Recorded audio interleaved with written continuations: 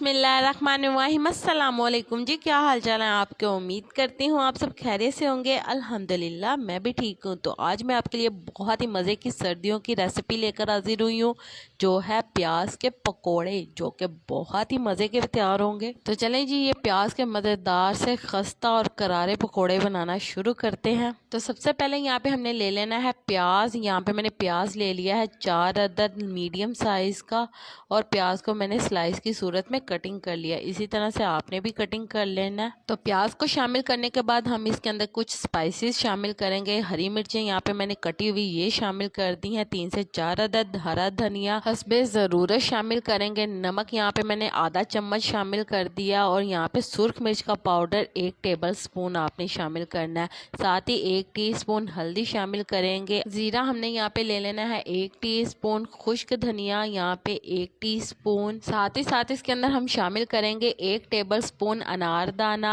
1 teaspoon अजवाइन शामिल कर देंगे।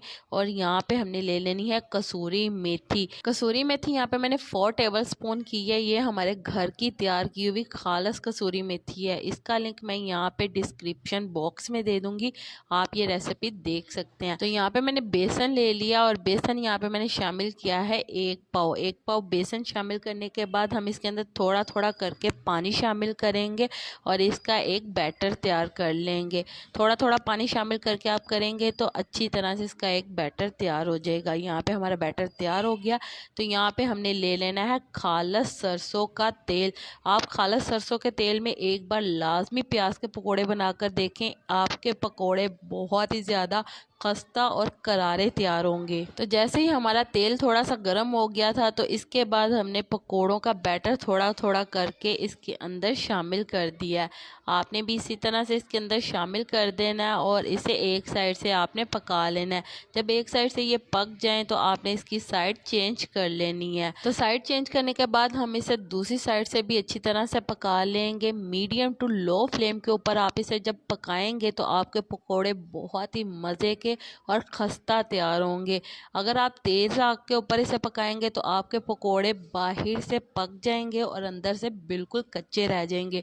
इसलिए आपने इसे मीडियम टू लो फ्लेम के ऊपर पकाना है, ताकि पकोड़े बहुत ही खस्ता और क्रिस्पी तैयार हों। तो जी, सर्दियों में गर्मा गर्म प्याज के पकोड़ों के साथ अगर गर्मा गर्म चाय मिल जाए तो क्या ही बात है। आप इस तरह से पकोड़े बनाएं और साथ में बनाएं चाय। तो चलें जी, जैसा कि आप देख सकते हैं हमारे बहुत ही मज़ेदार प्याज के पकोड़ों का एक पूर तैयार हो गया।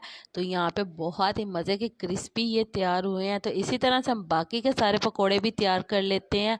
तो यहाँ पे हमारे बाकी के सारे पकोड़े भी तैयार हो चुके हैं। बहुत ही मज़े के ये तैयार हुए हैं। तो ये प्याज के पकोड़े छोटे बड़े सभी बहुत ही ज़्यादा शौक से खाएंगे। आप इसे टी टाइम पर इंजॉय कर सकते हैं, बरसात के मौसम में इंजॉय कर सकते हैं, या फिर आप इसे नान के साथ इंजॉय कर सकते हैं। नान पकोड़े तो बहुत ही मज़े के लगते हैं खाने में। आप ये बनाएं और नान पकोड़ों के साथ भी इंजॉय कर सकते हैं। तो चलें जी, उम्मीद करती हूँ मेरे प्यारे प्यारे व्यूवर्स को मेरी आज की मज़ेदार सी प्याज के पकोड़े की रेसिपी पसंद आई होगी। अगर पसंद आई है तो मेरी वीडियो को लाइक कर दें, और अगर आप मेरे चैनल पर नए हैं तो काइंडली मेरे चैनल को सब्सक्राइब कर लें, ताकि आने वाली तमाम वीडियो का नोटिफिकेशन आपको बर वक्त मिल सके। अल्लाह ताला आपको बहुत सारी खुशियाँ अता करे, आपकी रिज़्क में ढेरों ढेर बरकत अता करे, आपको मक्कातुल मुकर्रमा और मदीनातुल मुनव्वरा की हाज़िरी नसीब करे। आमीन सुम्मा आमीन। तो इसी के साथ मुझे भी अपनी दुआओं में याद रखिएगा। मिलती हूँ आपसे एक और मज़ेदार रेसिपी के साथ एक और नई वीडियो में। तब तक के लिए मुझे दीजिए इजाज़त। अल्लाह हाफिज़।